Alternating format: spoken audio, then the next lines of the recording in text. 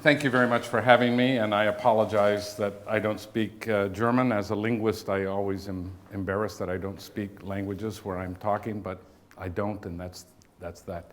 But as I was thinking about this place, three of my greatest heroes were born very near here. The founder of American anthropology, Franz Boas. His first job was at the Museum of Ethnography in Berlin. The founder of American linguistics, Edward Sapir, was born very close by. And the founder of Brazilian anthropology, Kurt Unkel, also, but he became known as Kurt Namindaju, who was the greatest explorer ever of the Amazon, and why there's never been a movie about him, I have no idea, because he traveled thousands of miles by canoe alone and took word lists 100 years ago of the Pinaha that are good. Also another German explorer 200 years ago, von Martius, visited the Pinaha and took a word list that's fairly accurate. The only thing he did that was funny was he has for the phrase, "come with us," but actually what the phrase he has means "stay here." So I can see 200 years ago this little misunderstanding that took place, but so much and linguistics originated in Germany, and American linguistics owes a huge debt in American anthropology and Brazilian anthropology to this very area. So it's quite an honor to be here. So that's there we go. So that's the book. I just have to promote that as. No, that's all you have to see of that. So the summary of the talk, just to let you know what I'm going to be talking about, the greatest technology ever invented was language. And I'm not using invention as a metaphor. I mean invented. An invention is technology that emerges from a culture. There's no one person who invents anything. There are single people who get associated with an invention, but these inventions are created by the zeitgeist, by the culture, by what is going on at the time. And some person like Thomas Edison is lucky enough to pick out the light bulb. If in fact that's why there's so much dispute about who invented what, because it's just part of the culture. Homo erectus invented language at least 1 million years ago. I think closer to 1.8 million years ago. And Neanderthals and sapiens, therefore, would have been born into a linguistic world. So I'm going to give you two definitions here at the top, which are controversial, but I don't care. Communication is the transfer of information. That's broad enough so that it could mean that a thermostat can communicate, which is fine with me. And language is the transfer of information via symbols. So if an animal can learn symbols, by that definition,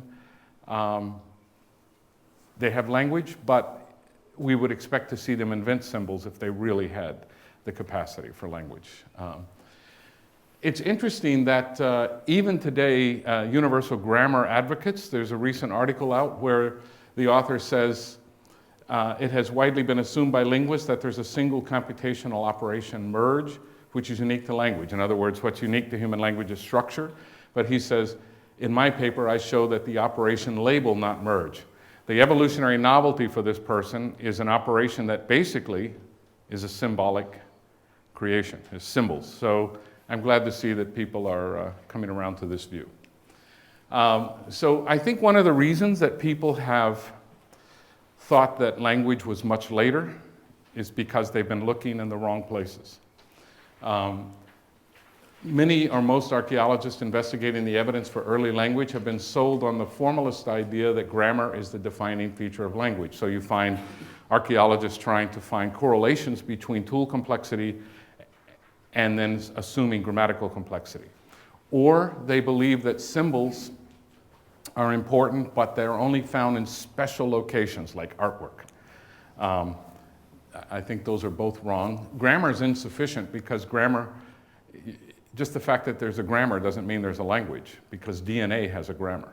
There are a lot of different domains that have grammars, that have structural operations that are not language. It's also unnecessary because there are non-hierarchical, non-recursive grammars, if I'm right. Many people would say I'm not. That you can even illustrate, say in English, a famous movie title, Eat, Drink, Man, Woman. There's no recursion, there's no hierarchy there, but everybody knows what we're talking about. Or a sign that you see in the States, you drink, you drive, you go to jail.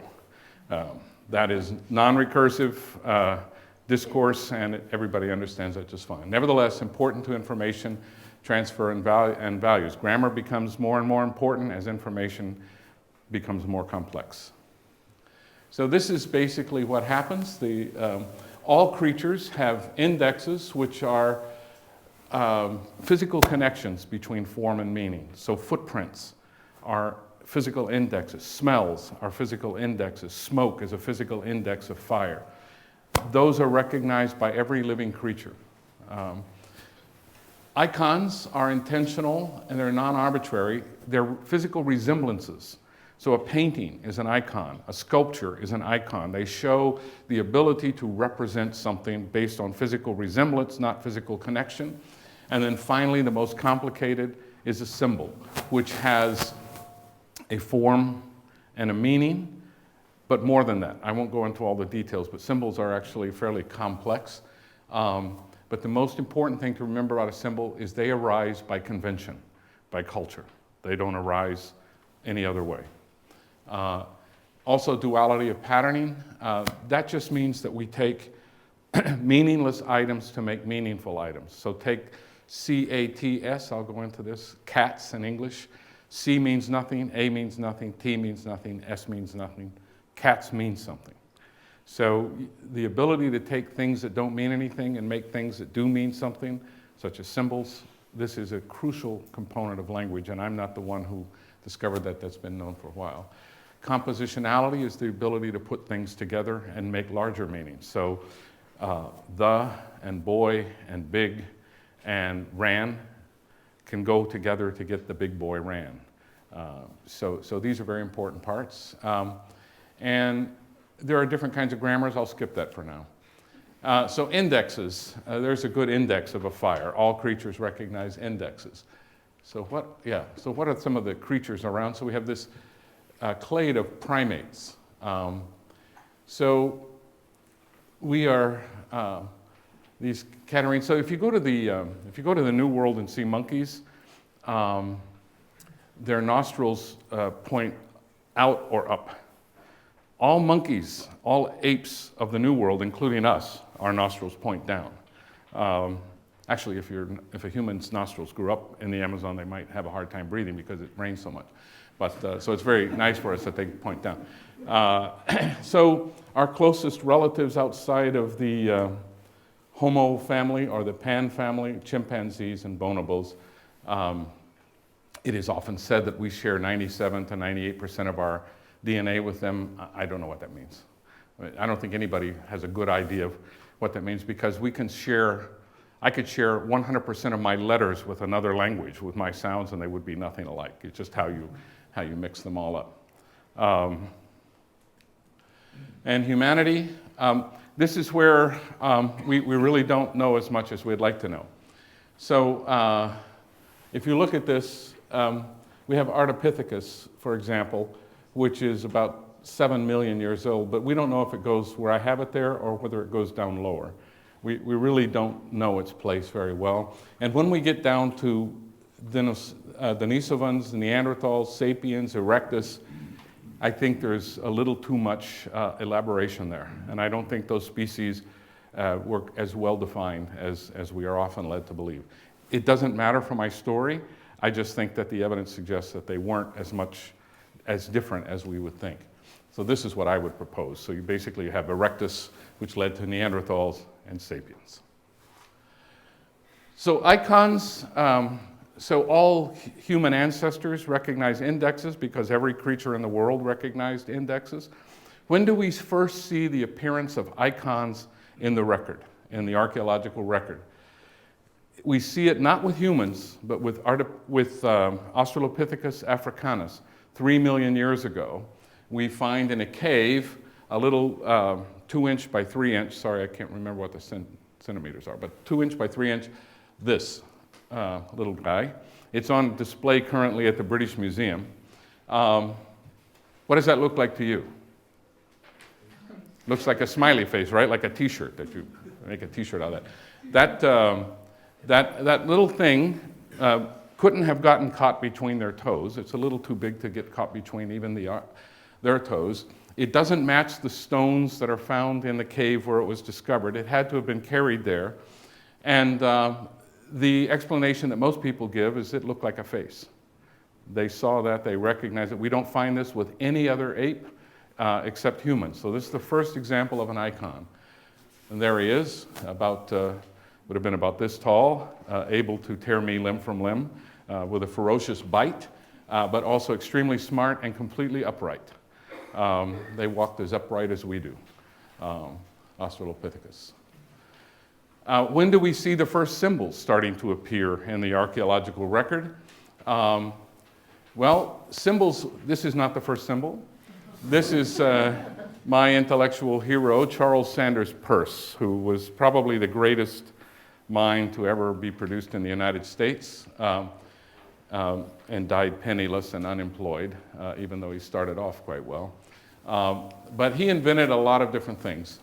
He invented formal logic before Frege, and in fact there are references at the time that his formal logic was superior.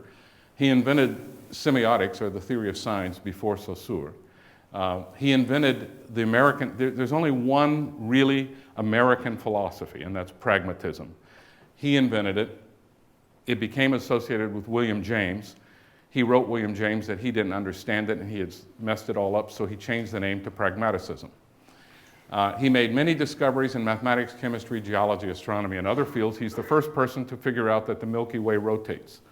He was a specialist in geophysics, and the first geophysics institute in Germany was in Potsdam. I just visited it today. And he came to Germany to check his instruments, because the best instruments are made in Germany. I suspect he visited the institute I was at today. It was founded in 1874, and he was working about that time. So I have a book coming out about him. I write books about things I don't know much about so I can learn about them. And hopefully by the time the book's finished, I'm not in the same state of ignorance I was when I started. So language is much more complicated than is often presented. It's, to me, the primary unit of language is not the sentence or the word, it's the conversation. I think that we didn't have language in the archaeological record until we had a conversation. Symbols were the beginning, but symbols would never have arisen outside of conversations. They could have only come about in conversations. So we have meaning and lexical meaning, phonetics, the history of languages, grammar, psychology, culture on top of all of that. So language is quite a complicated thing, which is one reason I'm not worried about robots learning language anytime soon. They would have to at least be able to learn culture at the same time. So Peirce actually predicts that indexes, he wasn't thinking about evolution, although he did read a lot of Darwin, but he never made specific reference to evolution in his writings. But the indexes are more primitive in his system, and he has something called icons, which is just what I mentioned, which are less, and then symbols. So this is Peirce's inadvertent prediction of the order of language evolution, that we would go from simple indexes to complex symbols. So this is our parents. Everybody does genealogy tests. I did a genealogy, my wife and I did our genealogy. She is 99% Northern European, largely German. I'm 97% European. However, she expected me to be like 40% Neanderthal. And in fact, she's 7% Neanderthal and I'm 3%, so I remind her of that. But it doesn't really matter because ultimately we all go back to these people. It's very funny when we make big differences about race and historical provenance and all this stuff. This is everybody's mom and dad. That's where we came from. So what were they like physically? They stood, I should have put all this in, anyway, they stood about my height or a little taller. They weighed about 140 to 170 pounds. They were the first creatures ever to do something that humans are the best in the world at, which is persistence hunting. Do you know that we are capable of chasing to death almost any animal that lives? Any animal. Humans can run it to death because we can cool off. Quadrupeds cannot cool off. They will overheat and die. So if a human takes off after a deer, they will eventually run it to death. In fact, there are still Indians in the Amazon, of the plains that hunt this way. I've worked with them, the Suya and the Kayapa. They had a brain of about 950 cc's on average. Neanderthals had a brain of about 1,450 cc's. Modern humans have a range of 950 to 1,300.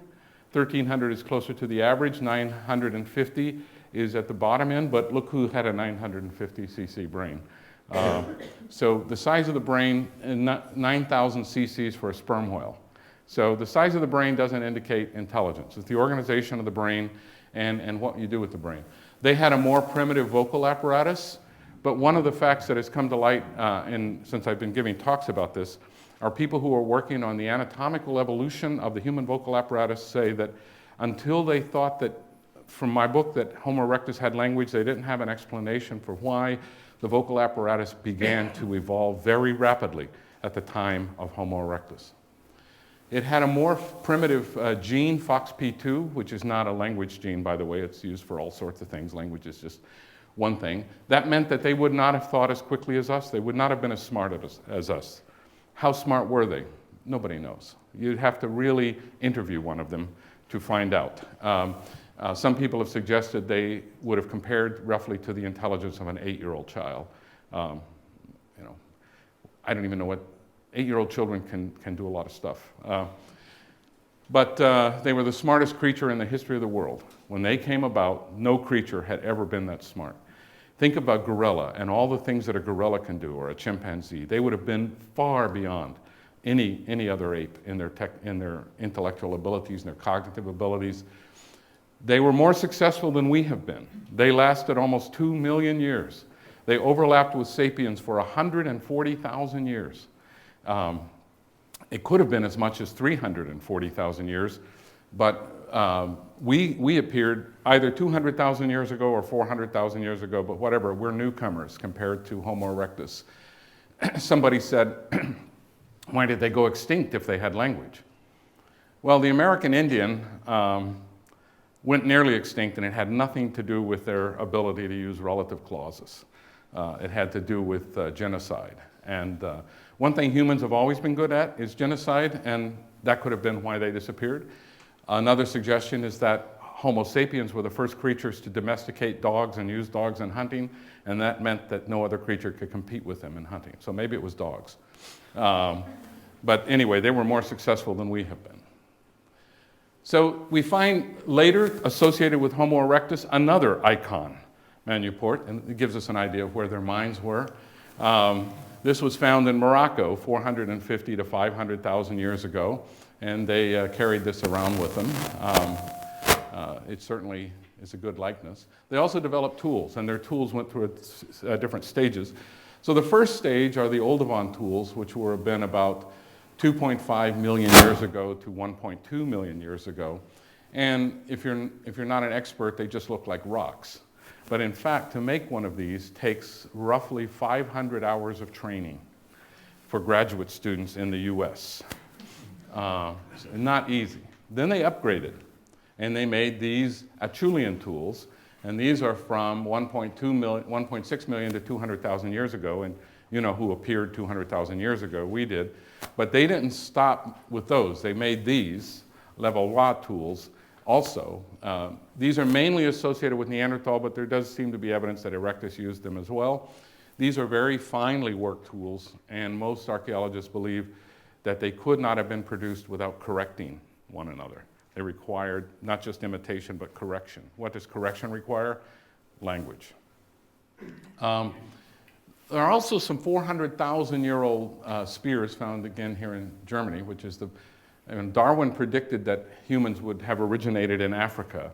But ironically, the first human skeletons of ancient humans were found in China and Indonesia and Germany.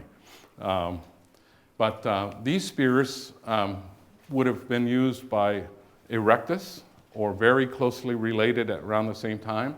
There are two kinds of spears. This is a throwing spear, and we actually have 450,000-year-old wooden spears. They lasted. And this is a throwing spear. They also had thrusting spears, which meant you had to run up to the mastodon and stick it with the spear. These are tough guys.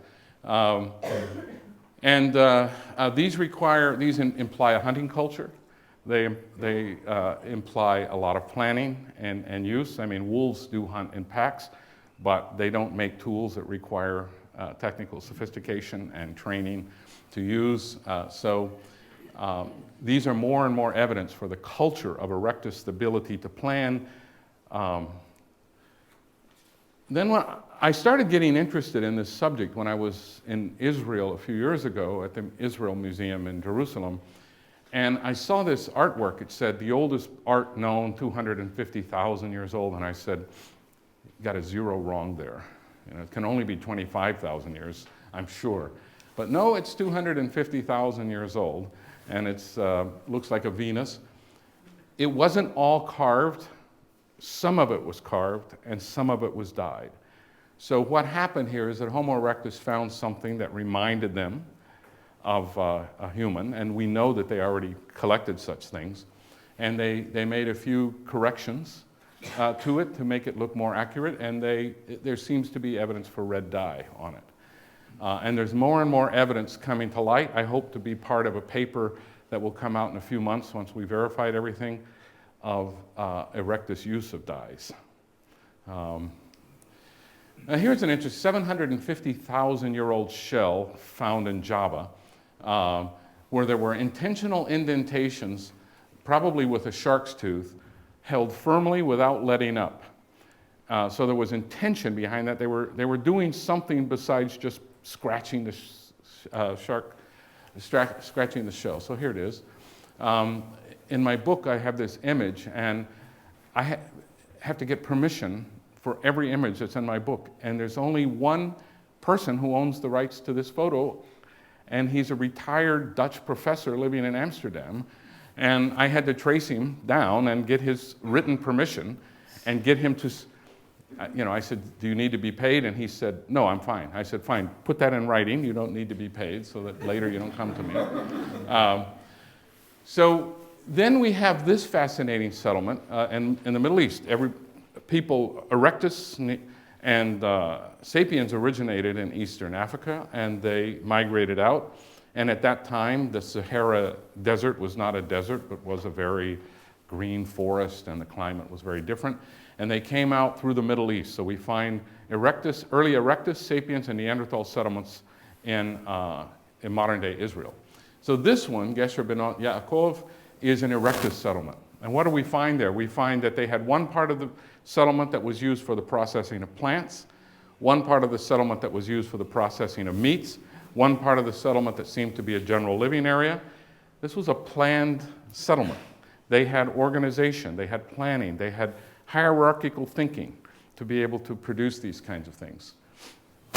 Most intriguing to me was the discovery, which even today some archaeologists deny, but the evidence is actually overwhelming, that oceans were no barriers to Erectus. They sailed across oceans. So this is a quote from a very good book on Paleolithic Stone Age seafarers, Paleolithic books.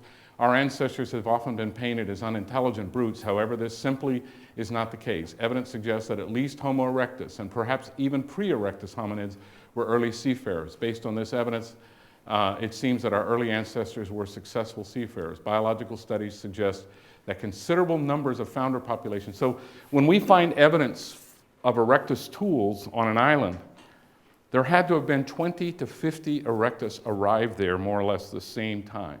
It's not just that one erectus got there. We also know, and I'll go into this, that they didn't just wash ashore. It would have been almost impossible. Some archaeologists suggest that they got there by tsunamis. But when I talk to friends of mine who are earth scientists, they say that's not how tsunamis work. Tsunamis are pushing water to land. And it is possible that afterwards some things flow out, but most of the energy is towards the land. And it is true that a few animals have made it, but we don't find regular systematic colonization by humans waiting to ride tsunamis. Most people don't try to do that. Here's the book. It's a very interesting book, Alan Simmons. The Voyage to Flores. Flores is the first irrefutable evidence we have of Erectus and contemporary with Erectus. There's this creature called Homo floresiensis that are also popularly known as the Hobbit. And because it's really short, and nobody's been able to figure out why they're so short. Were they an erectus that adapted to island living? Were they a separate creature?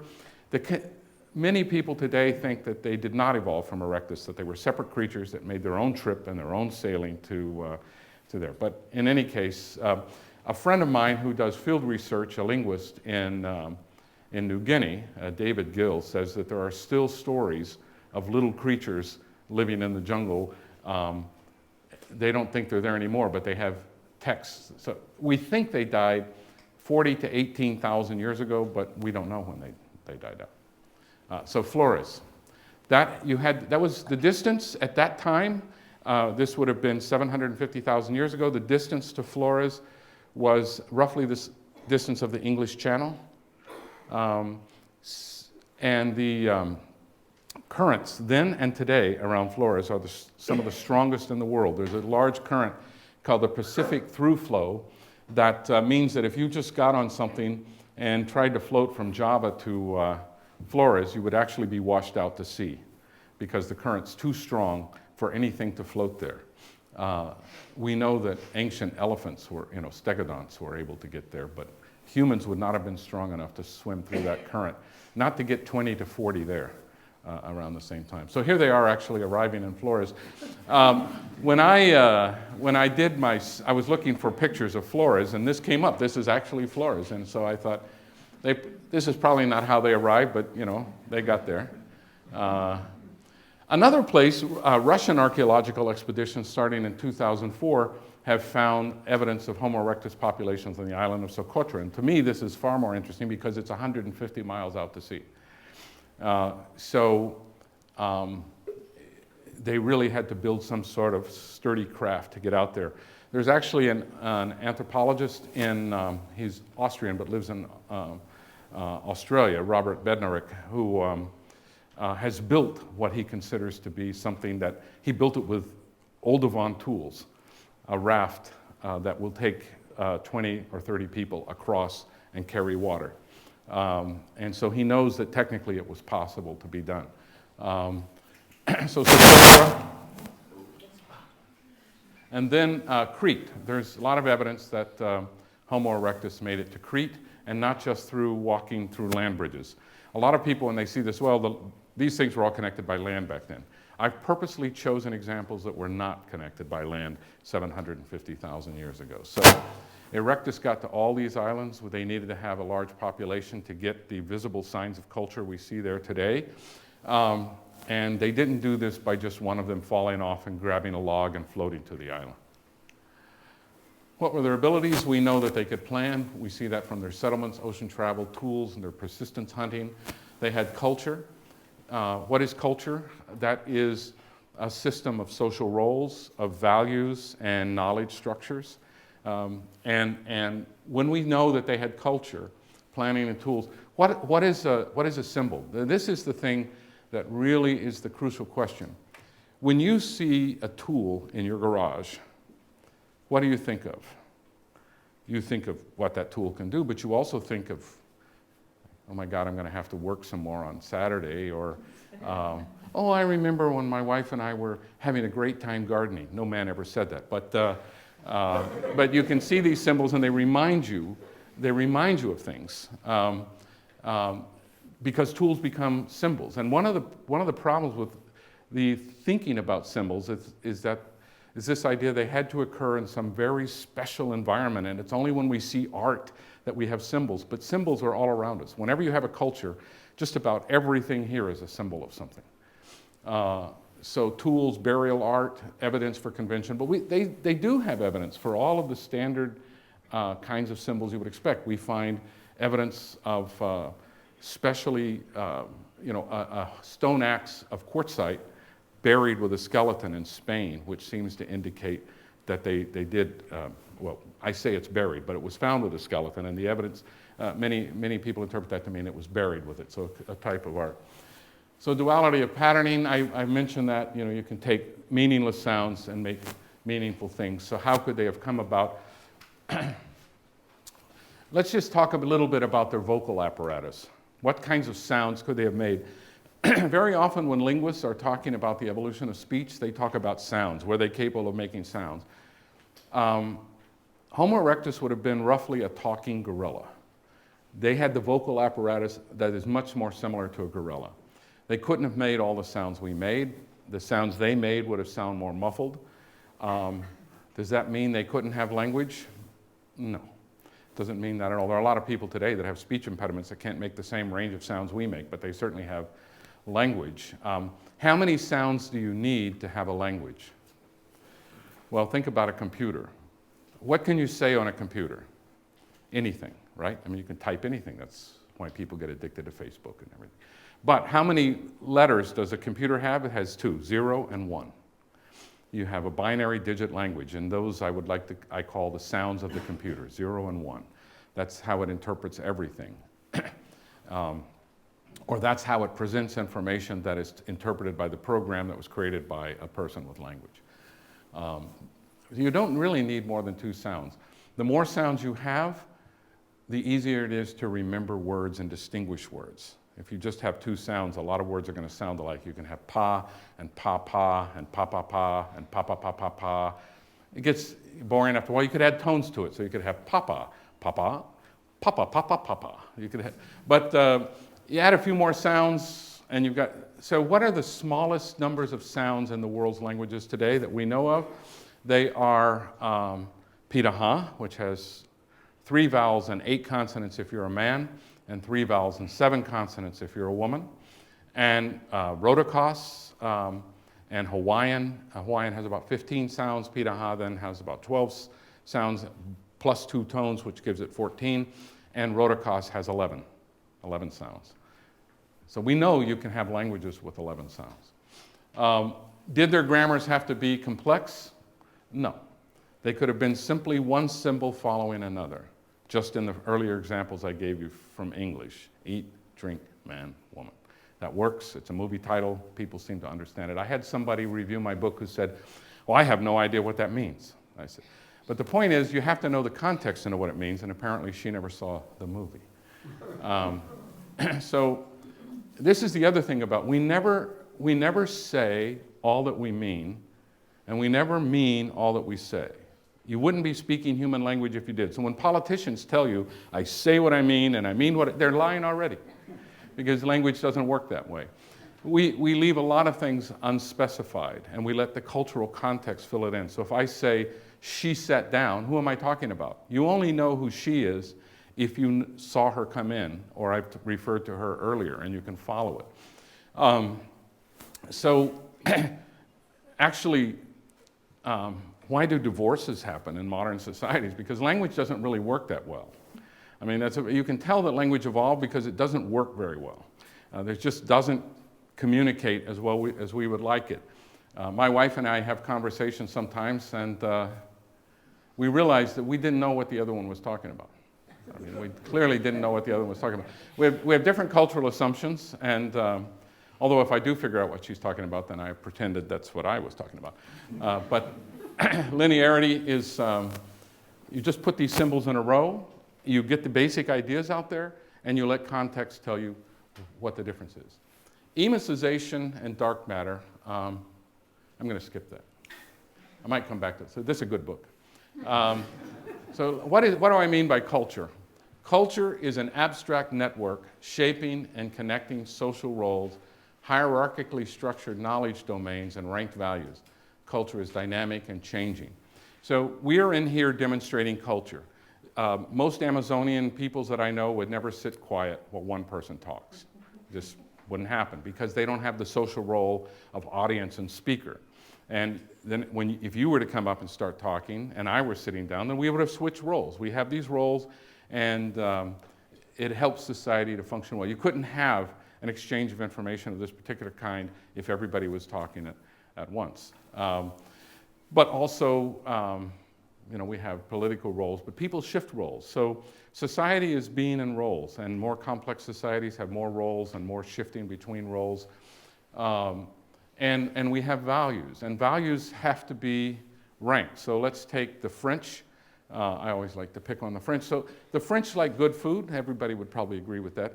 I don't know if all French like good food. I can't imagine anybody who doesn't actually like good food. And the French like to look good, be in shape. Americans also like good food, and they also like to look good and be in shape, but there's a difference. Americans are not in as good a shape, by and large, if you look at them, as French people, perhaps. So let's just say that for French people, I have not tested this is just an illustration, being in shape is more important than good food. And for Americans, good food is more important than being in shape. So that would explain a lot right there, even though they have the same values. Just ranking those values differently can produce very different results. And hierarchically structured knowledge, it means that the things we know, we structure in particular ways. So think of the word color, and then think of the types of colors. Red is a type of color. Blue is a type of color. So they fit a diagram that looks like a tree so that they're all subordinate. And then red has subtypes of red. And it's well known in English that one of the differences between male and female speech is that women have more elaborate color hierarchies than men. So no culture, no symbols, no language.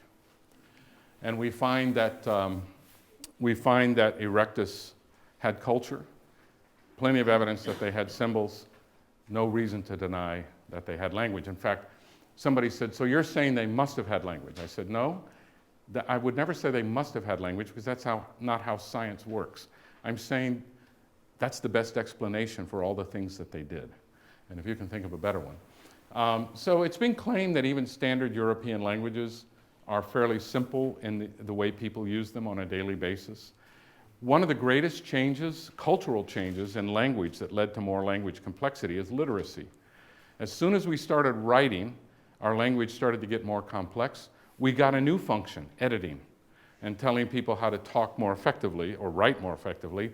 And we also had the ability to write far more complex sentences because you don't have to worry about remembering the front and the end.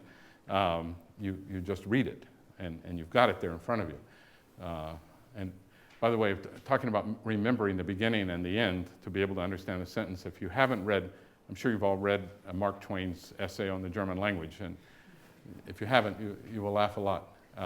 But he learned German, and he did a year-long lecture tour in Germany and lectured in German, unlike me. So there are G1 grammars in the world today. Those are grammars that just have symbols in linear order. These are claims that have been made by me and by other people for other languages, such as Riau of Indonesia. There are standard European languages, which I would call G2 languages. They have hierarchical structure, but some languages don't seem to have recursion. What is recursion? It's the ability to put a sentence, let's say, just to give a simple example, inside another sentence, or a noun phrase inside another noun phrase. You put something inside something else. So, I saw John. Bill said that I saw John. That's embedding, but it's not recursion. Recursion is the ability to keep doing that.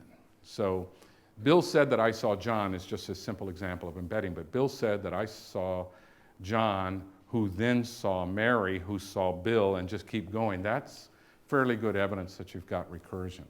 And that's what I call a G3 language. So we seem to find evidence of all three of these languages which exhaust the possibilities in the world today.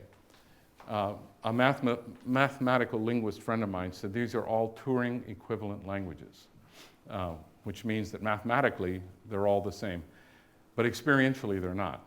And in terms of the difficulty of inventing them, they're not. So it's another thing. What are the limits of language? Are they given by grammar? Are they given by symbols? Or are they given by culture? So many years ago, 1962, a Nobel Prize-winning economist Herb Simon wrote one of the most famous books of the 20th century, famous articles on the architecture of complexity. But my thesis has been that one path to the construction of complex systems is hierarchy. So he says that our languages and our cognitive organization becomes more complex as we have more information to transfer. And he shows that this is found in non-humans, it's found in non-living things. The universe either it's a property of the mind or it's an actual property of the universe, seems to be organized hierarchically. Atoms are within, so you get all this organization. It's just a natural fact about the world. So recursion, this complex ability that we use in English and German, especially if we're writing, is just a way, it's a very effective tool for managing information. There's no mystery to why it would be so common in the world's languages. If you try to say, Peter spoke, the moon is green cheese, but Peter spoke, Mary spoke, Bill spoke, the moon is green cheese, as opposed to Peter said that Mary said that Bill said that the moon is green cheese, the second one is hard to understand. The first one is nearly impossible to understand. So recursion organizes the information in a way that actually makes it easier to understand. When you've got complex information, that's very good. So another thing we need to avoid is how we think with how we talk. Very often people think that if I say that, say the Piraha, do not talk about the past, that they can't think about the past. But that's not the case. They think about the past. I can show that fairly easily by interviewing them, but they don't talk about the past. It's like a cultural taboo. Think of all the things that are in your head right now, because most of us, our minds wander the whole time, especially if you're sitting in a lecture, you're thinking of other things.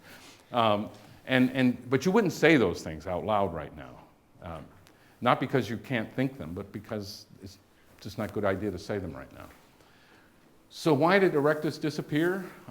They lived for 2 million years. They overlapped with sapiens for roughly 140,000 years. I've gone over some of the possible explanations.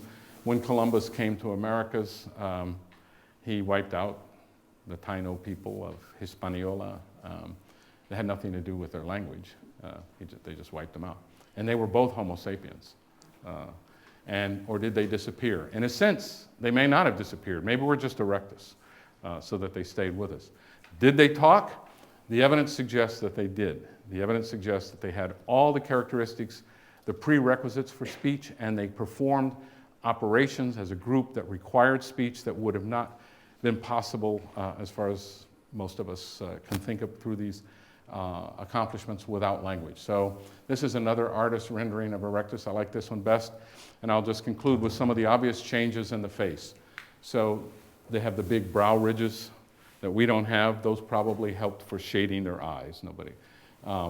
Their forehead went back farther, a smaller brain, but not a small brain. Their mouth came out more because they still had the ape-like parabolic dental arcade, and that meant that they could produce fewer sounds, but more than two. And eventually our faces got flatter, our skulls got thinner, our brow ridges went away, our forehead came forward, and we became who we are today. But those genetic changes have no implications for being able to speak or not being able to speak. They have implications for greater intelligence. And intelligence and speech are not the same. So thank you very much, and I'll see if there are questions.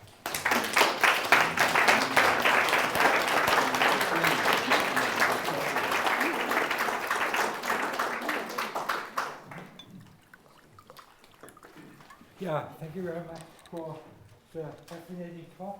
We have some time for discussion and the first question. Yes.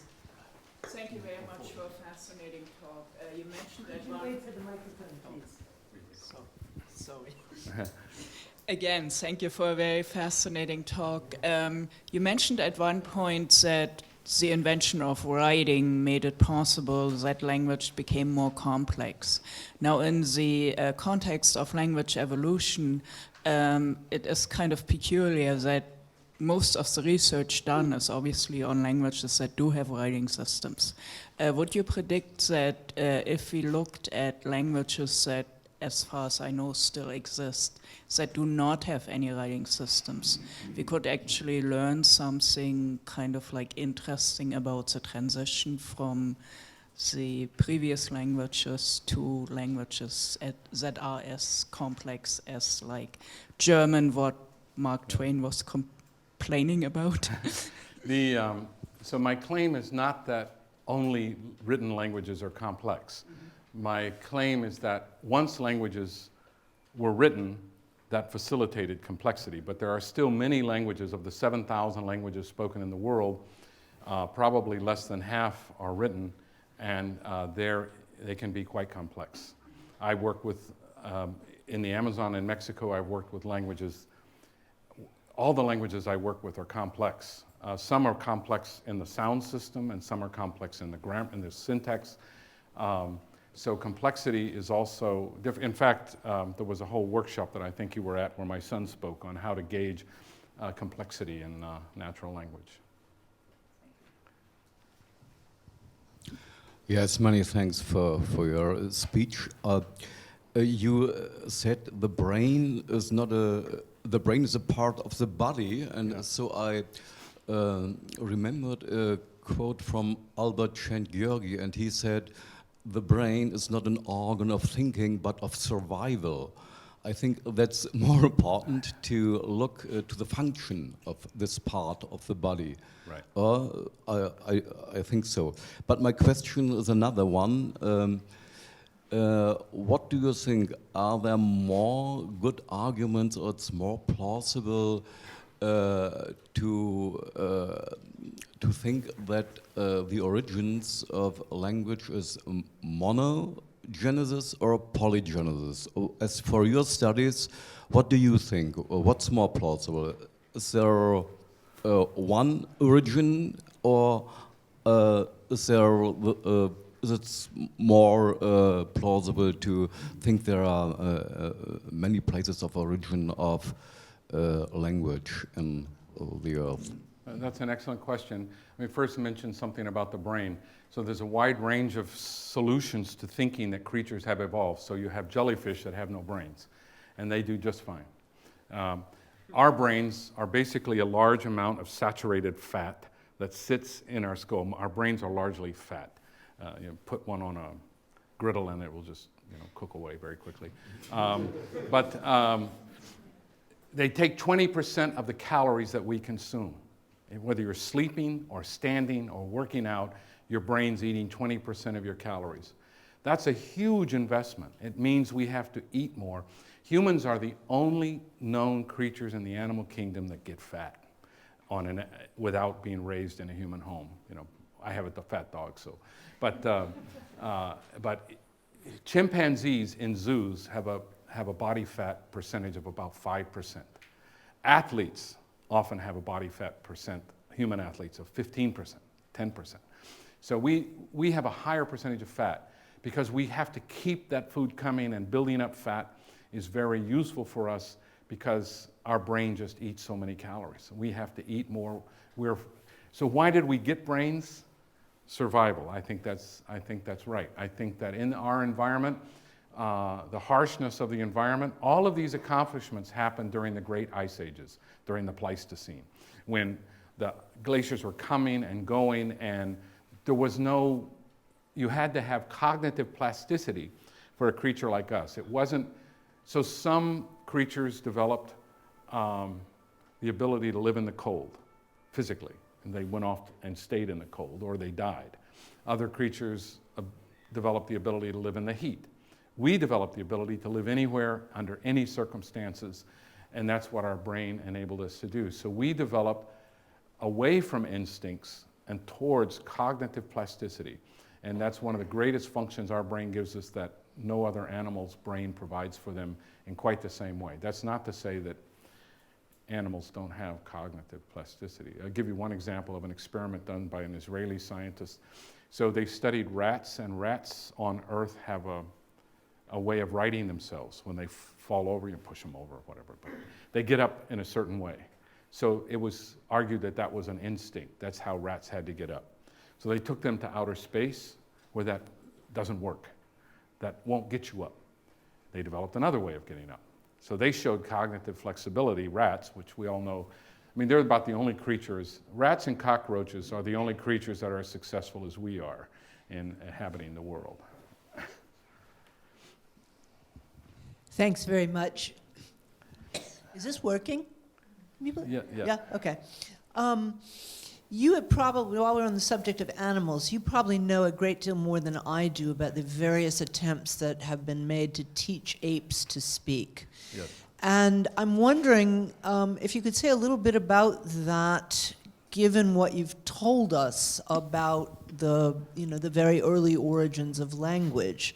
It seems to me clear, the little that I've read, that chimpanzees and even gorillas and certainly bonobos and chimpanzees, they do use symbols and they recognize symbols. So what are they missing that Homo erectus had that enabled a fairly complex language that, despite all of the attempts that people have made, nobody's quite succeeded in teaching a great ape?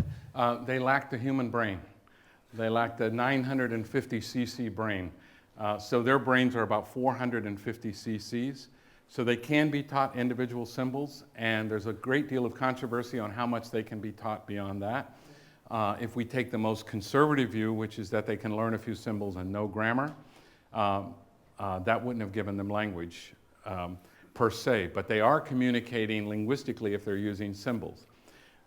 Homo erectus would have had to invent symbols, not simply use symbols, and they would have had to use them in ever more complex environments. So we can't forget that this was the smartest creature that ever walked the earth, and if we were eliminated and they came back, it would once again be the smartest creature in the world. So their intellectual powers are not like any other animals. The only animals that compare to them are us, and we are better, but we always think we're better.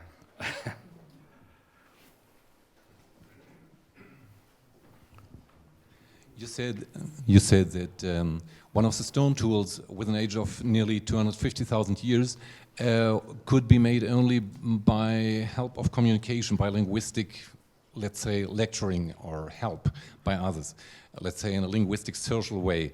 Do you have any proof, or by what do you infer that this kind of tools? I'm just there going by archaeologists and what they've written, which is the complexity of these tools, which they teach them on a regular basis how to make these tools, all three kinds of tools to archaeology graduate students.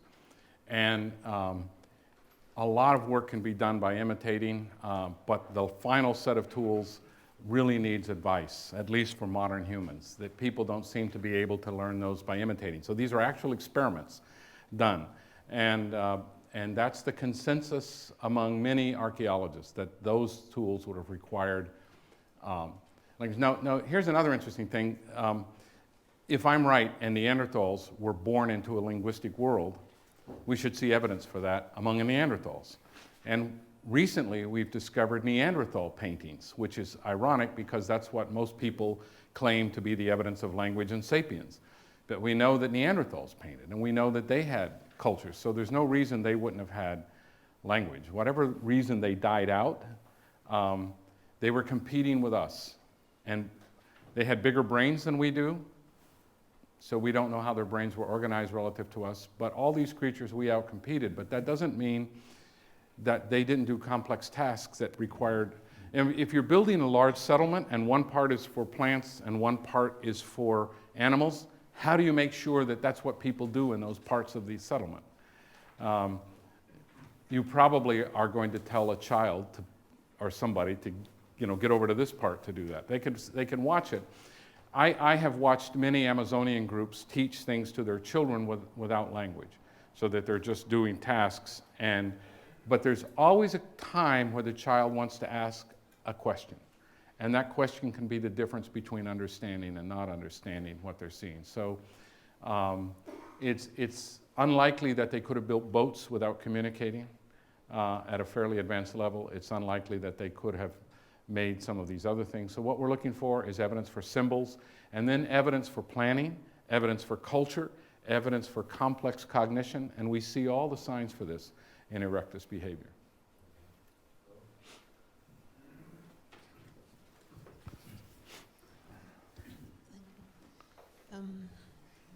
The ability of speech, I have learned, was always connected with a certain development of a bone in the throat. Right.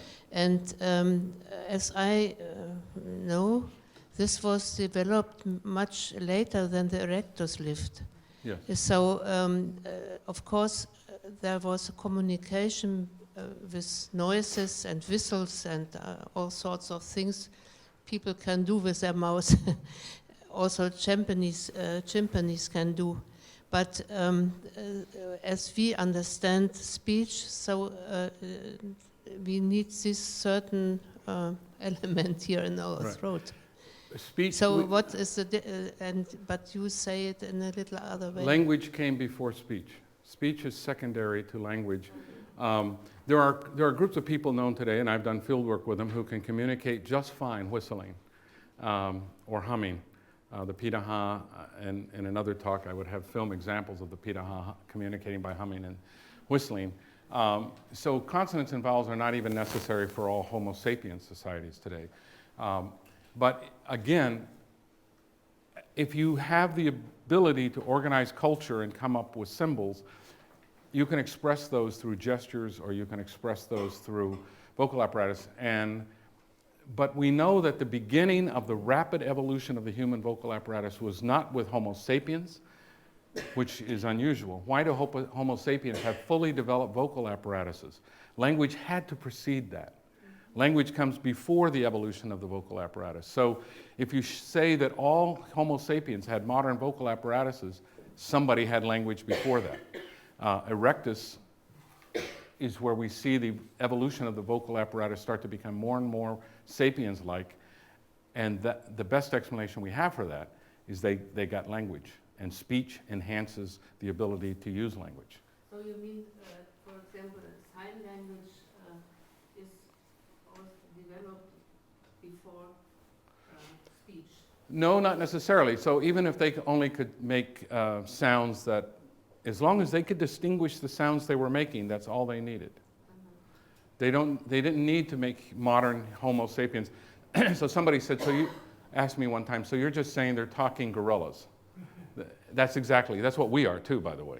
We're talking apes, all of us. And so they would have, so gorillas and chimps don't talk because they lack the speech apparatus. They don't talk because they lack the brain. They don't have what's needed to invent symbols and transmit symbols. Hi, I've just come up from the cheap seats. When you described the niche that Homo erectus inhabited, with this language capacity, social complexity, feedback, culture, symbols, that would seem to be a fairly good context in which something like teaching might arise. Now, because teaching assumes a lot of the environment and cognitive complexity. Right. Does your theory have anything to say about how these symbols and culture are passed on from one generation to the next? Well, yes. Well, when we say that the tools probably required correction and the boats required correction, that's teaching. How were those transmitted? Well, there are many cultures today that are oral. They don't have written language. The pitaha don't even talk about the past. So how is it that we have 300-year-old records of them that shows their culture back then almost the same as it is today?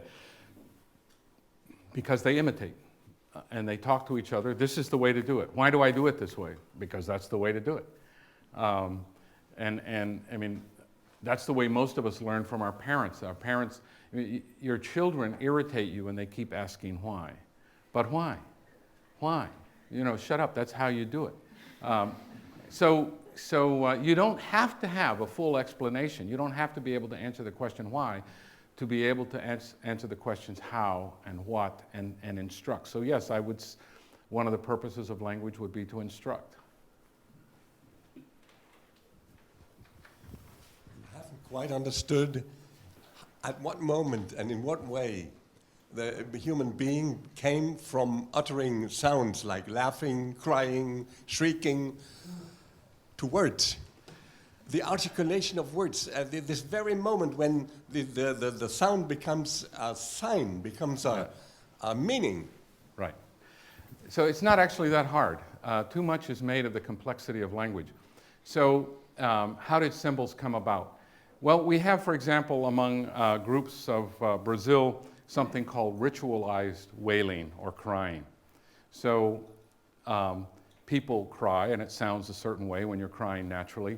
But these groups have taken what was natural crying and they've stylized it, and they have made it symbolic, and it communicates things about coming and going. So symbols originate like that. As soon as you can make, so I have a story in the book about how the original words would have come about. And let's say that a creature sees a saber-toothed cat run by. They might utter something. They might make a sound.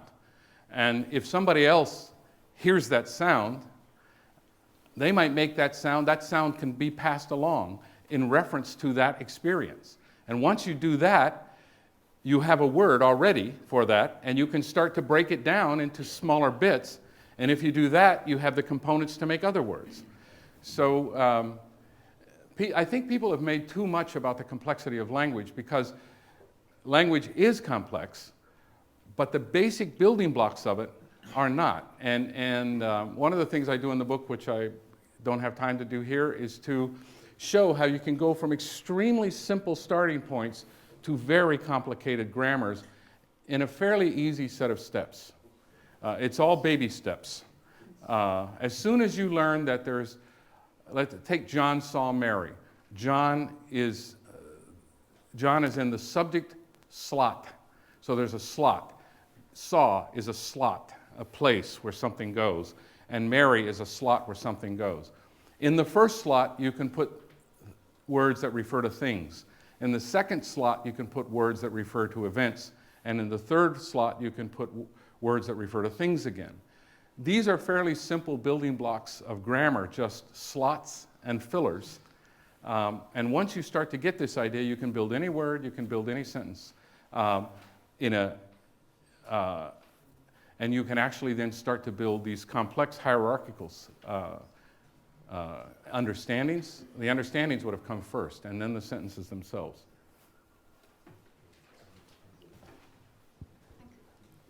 Hey, I just reread on the nice handout here your definition of culture, and it made me think of subcultures and their language as well. And I was wondering, do you think that rather than language being used as a connecting device and communicating, it can also be used to segregate? And that made me think more of subcultures, and then I was starting to think, well, isn't that maybe a fairly new thing, that language would be used to segregate, because it is kind of a luxury, isn't it, to be able to use language as a segregating tool? Well, I think that humans have, and many other animals, have segregated since they've been around. I did write a book called Language, the Cultural Tool, which is how it's used to do cultural tasks. And those tasks can be to build communities or to destroy communities. And so in the Bible, the story of the Tower of Babel, or Babel, is God saw humans all spoke the same language, so he took away the ability to understand each other, and so they developed all these new languages. And my story is that God must not have been a very good linguist, because he made humans much stronger by giving us this diversity. So there is a sense of division when we don't speak the same language. I mean, wouldn't it be nice if everybody spoke the same language? Well, actually it wouldn't be, because then we lose our diversity. We lose our ability to talk differently, think differently, identify ourselves. What's dangerous is when it becomes warlike or violent. Those of us descended from this part of the world know a lot about that. But that's not the fault of language. That's the fault of other things. Different kinds of values, and every creature fears creatures that don't look like it. And so I always tell people, if you're in a meeting and everybody looks like you, you're not in the right meeting. You should be sure that everybody looks as different as possible in your meetings, because you're not going to get new ideas if you talk to people who talk like you. We talk like who we talk with. We eat like who we eat with. We think like who we think with. So if everybody looks the same, talks the same, we're not going to get new ideas. You have to be, at least not new social ideas. Yeah, somebody could come up with a new invention like Facebook. I talk about Facebook because I have left it many times. It's like It's like Mark Twain said about smoking. He says, "There's no problem quitting smoking. I've quit many times."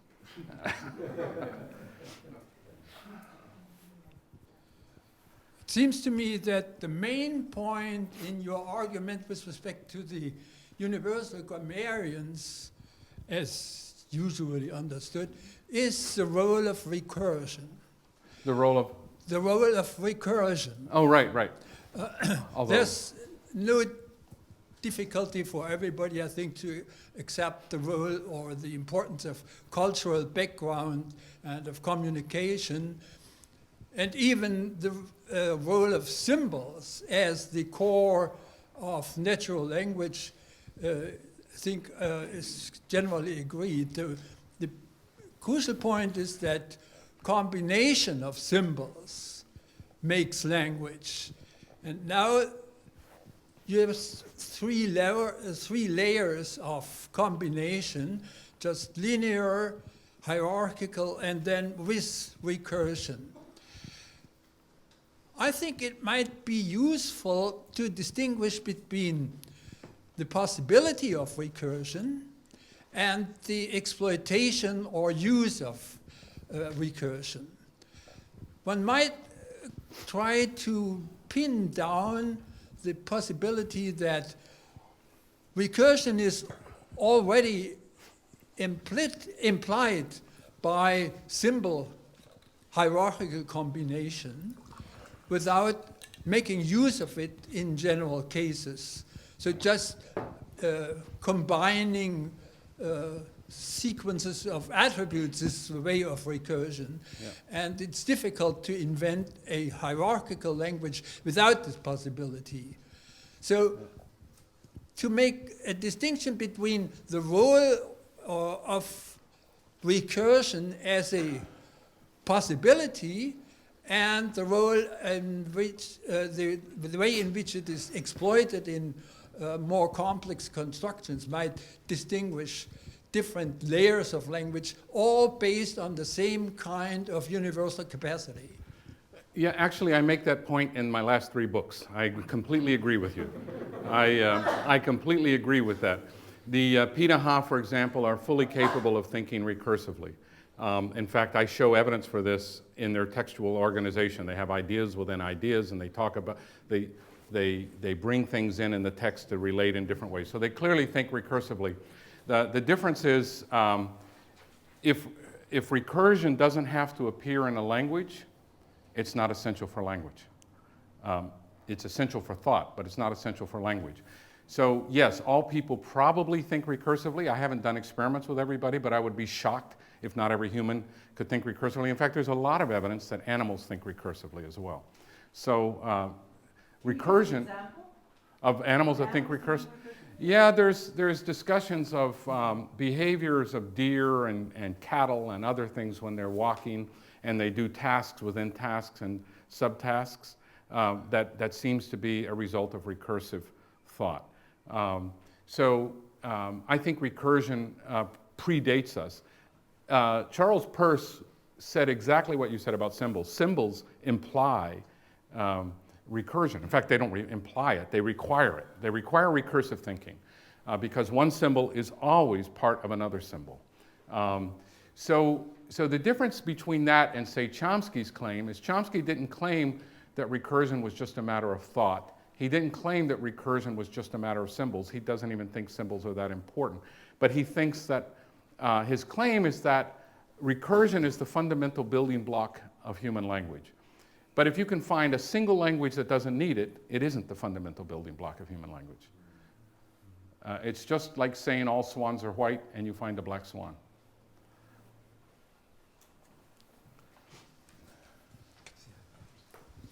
Yeah, I might just come in there. I was just wondering, I was just trying to understand your argument about how culture predates language. So you just said that if you find one example where the universal grammar hypothesis doesn't hold, then of course it's not true. But could you not just argue that, say, for example, you study properties that are common in every culture, say, for example, you care for the members of your cultural group or certain other properties that might in some sense be universal, and study the the characteristics of language as a derived quantity and try to find universal aspects of that language which derive from the universal aspects that you have identified are common in every culture. For example, to care for the members of your cultural group. So is that actually done, that people say we try to find universal properties that cultures share, and therefore we may derive, or we may find some derived universal properties of language? Yeah, that's an extremely good question. I will say that I did not mean to imply that culture precedes language. Culture and language appear together. They're symbiotic. Each one constructs and builds the other. The idea of universals of human culture traces back to Adolf Bastian, who was the employer of Franz Boas at the Museum of Ethnography in Berlin, who came up with the thesis of the psychic unity of mankind. And he influenced Freud and Jung and Joseph Campbell, who believes that there's a monomyth. Every culture partakes of the same mythic structures. Levi-Strauss. But I don't find any evidence for that, actually. And I talk a lot about it in the book, Dark Matter of the Mind. There are universals of caring and fear of death. So it turns out that the human emotional spectrum, the parts of our brain that are emotional centers, are shared with just about every animal, even reptiles, even snakes. From those emotional centers come needs and desires and things that please us. So those are definitely, it's like, also we find that in our eyes, we're able to more easily perceive some colors than others. That doesn't mean that all cultures have the same colors or that they have all the same emotions. It means that some cultural values arise from biology. Other cultural values do not. So you won't find any two identical cultures, but you will find overlapping values. But that's why I said that the crucial point is not whether they have the values, but how they rank the values relative to that. So let's say that you believe that it's wrong to kill anyone, but you believe that your country or your religion is higher than not killing anyone. Then in order to defend your religion or your country, you might kill somebody, even though you would agree that it's not right to kill people. If not killing people is the highest thing, then your religion and your country will never make you kill people. You would be John Lennon, but somebody killed him. So not everybody shared that value. So it's a very good question. These things are hard to tease apart. That's why I have written a series of 5 books and another one coming where I've tried to lay out every aspect of this. And as I go back, I realize all the things I forgot to say. So it's an ongoing project, but many anthropologists would argue that there's no two identical cultures, although they share values, and I would agree with that, but they organize their values differently.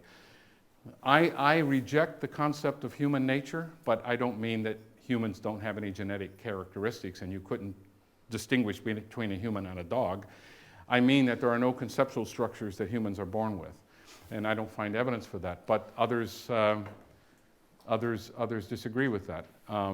So the research, there's a lot of research required. That's why more and more cognitive scientists are trying to do cross-cultural research, because in the talk I gave yesterday was it only yesterday? But it was on how culture affects cognition and cognitive science and how people think differently because they were raised differently. Very short one. Just now you answered it's symbiotic. Culture and language are symbiotic, but in your slides you write one of them is emergent, namely language is emergent from culture. So can you clarify on that one? Because I mean, this was a talk on language. I also language and culture emerge from one another. So that's correct, but it's only part of the story. Your language helps you understand what you're trying to do. It helps you codify it.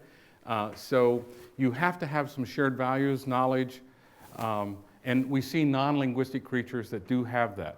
But I wouldn't call it culture because it's not that well developed, and that's because they don't have language. So it's the combination of cognition, the brain, the ability to invent symbols, and the ability to invent culture, and all those things appearing at once.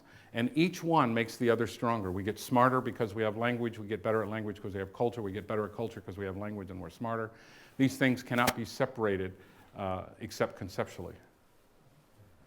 If I understood you right, you're an adherent of the hypothesis that the merge function, that the label function is prior to the merge function, as Mr. Chomsky claimed.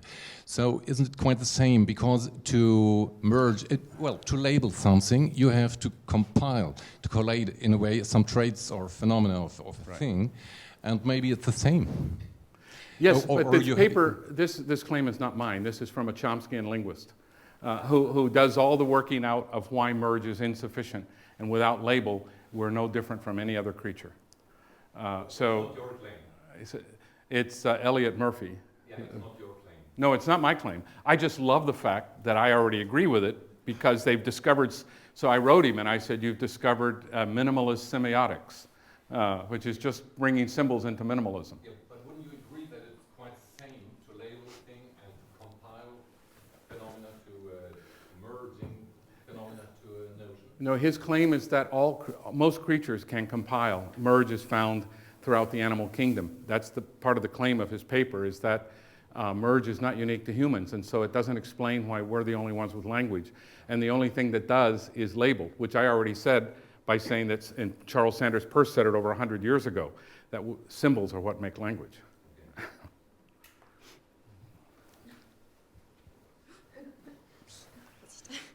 Hey, sorry, another one. I was just wondering, you said obviously as language evolves, it becomes more complex, and that some languages obviously don't have ways of talking about the past or ways of talking about the future. Would you say, how far would you agree with, this is quite a bold claim now, the less complex the language, the happier the speakers? Oh, well, my family had very small vocabularies and very simple grammar, and nobody was happy. So I don't know I don't think that works very well there. But I don't see a correlation. I think that, in fact, I would not say that the simpler the culture, I don't even know what it means to say a culture is simple, and evaluating a language as simple is difficult. The Piraha have 3 vowels, 8 consonants, and very simple syntax, but they have incredibly complicated morphology, the structure of words. So in English, how many forms does a word have? Sing, sang, sung, singing, sings, 5. That's it, pathetic. I mean, we used to be German, but then we forgot and we lost all of our morphology. English is a pidgin language, and most of our words come from French anyway. But Spanish has 30 to 40 different forms for every verb. But Piraha has 65,000 forms for any verb, at least. So they have relatively complex words. They're not past tense or future tense, but you have to know whether the object you're talking about was above the water, above the river, or at the level of the river, or whether it was horizontal or vertical. All that has to be in the verb, whether you saw it or whether you deduced it. These are complicated things. Sorry, I should have maybe made it a bit clearer. I was referring mainly to the use of tenses and to, I don't know if the Piraha have the conditional phrase as well, because obviously the conditional phrase would also be a means of expressing an alternative possible reality, which could potentially make us unhappy. Thinking about it, whereas if we can only think about what it is now and only talk about what is now and not what could be or what has been, maybe we would be happier. They do have ways of expressing conditionality, but it's not in the syntax as we would normally think it. They don't talk about the past, not because they don't know about the past. That's never a claim I've made, but because they don't talk about the past. I mean, so every Piraha knows that I woke up today and I woke up yesterday, but they don't have a word for yesterday. They have a word for other day, which could be tomorrow or it could be yesterday. They have a word for big time, which could be long ago or long in the future, or water. They can say, I come at big water, which means I'll come when the river's high. I come at low water. I come when the river's low, or little water. And that if the water's currently high and I say I come when the water is high, that means I'm coming in a year. So they can infer these kinds of things, but I believe that they're happier. And actually, it's not my claim that they're happy. I mean, they were, in the German translation, The Happiest People. There's a documentary, The Grammar of Happiness. Yeah, that's great. But where this came from was MIT faculty researchers coming to do research with me among the Pitaha to test these claims. We did experiments on recursion. We did MIT, Columbia, UCLA, Stanford. I mean, I've had a lot of people down testing these claims. And so one of them said, these are the happiest people I've ever seen. I've never seen people this happy. I said, well, how would you measure that? And he said, I just measure the time they spend smiling and laughing, every person, and then I measure the time Americans spend smiling and laughing, and I know they're happier than Americans. That's a behavioral definition of happiness. And I will say that they're happy. I don't see evidence of depression. When I was a Christian and trying to convince them of the need for Jesus, I told them a story of my stepmother's suicide, which was very moving to me, and I told them this long story, and when I told that story in the States, I always got, people were upset and everything. But the Pitaha burst out laughing. And I said, why are you laughing? They said, you people kill yourselves? That is the stupidest thing I've ever heard. And I've never seen evidence for depression among them either. So, I think that we have a tremendous amount to learn from them, not because they lack past tense, but because their culture values focusing on what's going on right now. No regrets. If you listen to John Lennon's words and imagine, he could have been an anthropologist working with some of the groups I worked with. There are societies that are sort of like that. Just on that idea, I think it is maybe a little bit dangerous to go that road, make our language more simple and we are happier. I'm just thinking about your current president. He can... Oh, right, exactly. Wonderful example, yeah. He basically has no language and he's very happy. Well, I don't know if he's happy actually. I think he's relatively unhappy, deeply insecure person. So maybe President Macron can have a few good words with him if he understands them. I would like to continue with this discussion of happiness and formulate a question concerning the concept of sexual selection that comes also with the question with a suggestion, not the one that you may now think about. Namely, when you go out these days, it's only a time of 2 weeks.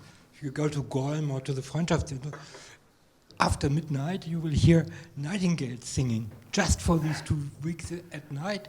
And they have a very, very complex song structure that has been analyzed by biologists, by linguists, sometimes also that comes with a rich recursive structure, and also the interaction between the different nightingales that you see comes with a rich recursive structure. And why do they do this? It's more or less a matter of sexual selection. This rich song repertoire and your flexibility in responding to what another bird is saying in his song, responding in a good way that convinces women, female nightingales, not women, sorry, to when they're flying over the city and they're listening to that, they think, oh wow, that's a good male. I should. I thought you were going to talk about when you talked about sexual selection after midnight. I thought you were going to talk about drunken teenagers. No, definitely that would not give us. But recursive ability probably goes down in direct proportion to the amount you've had to drink. So that probably wouldn't work as well for humans. It's in fact the same with many species of birds. And I was wondering. You mentioned it yesterday, you mentioned it in your book when you think about the first human being who uses recursive sentences, center embeddings or whatever, that this would not have made a whole lot of sense in terms of, say, more effective communication or whatever, but it might have impressed, and I think we would all agree, it must have impressed women, that you are communicating your intelligence, and thereby also your fitness in solving problems by using these complex syntactic structures. And I was wondering, do you think that's an idea that is worth being pursued, that sexual selection has played actually a significant role in developing these complex grammars? Or so, sexual selection plays a lot of roles that that do have to do with the development of culture and grammar. But the illustration that I gave in the book was that I believe that recursion came about as part of general cognition. Therefore, what you said makes sense. But the example I was arguing against in the book is the idea that recursion is a genetic development. In that case, if you need a gene to do merge, and you're the first person to have it, the other people without the gene are not going to understand you. It's not going to have much survival value at all. But if you already have the cognitive ability, because cognition is not limited to the genes for language, but it's just general abilities and thinking, and we have gotten far better at things than animals, so we're much more able to do recursion than a nightingale, because in addition to that, we can insert symbols into the recursive structure and have a lot more going on. So that example was simply to show that it doesn't make sense that merge came about from a genetic mutation, but that it makes more sense to think of it as having come about through cognitive development in general. Thank you. I would like to thank you for the interesting talk and for the discussion, also to the people who participated in the discussion. Thank you all also for coming to this event. As Martin Kost suggested, I might mention that there's another event at the Free University on Thursday, and I've learned, I don't know in what context, that micromanagement is not good. So although I may have a general overview of what Dan is doing at what time while he's here, I don't know when the talk will be. That's the task of the Berlin people. Do you know when it is? I don't know either, so I hope I make it. So you will find it on the webpage of the 6 p.m. at the Free University. And then also, if you miss that opportunity, then we'll return in fall. When was it? September. In September, to a huge event organized by the Berlin Senate and International Literature Festival, yeah. Yeah, so thank you very much again. Thank you for having me.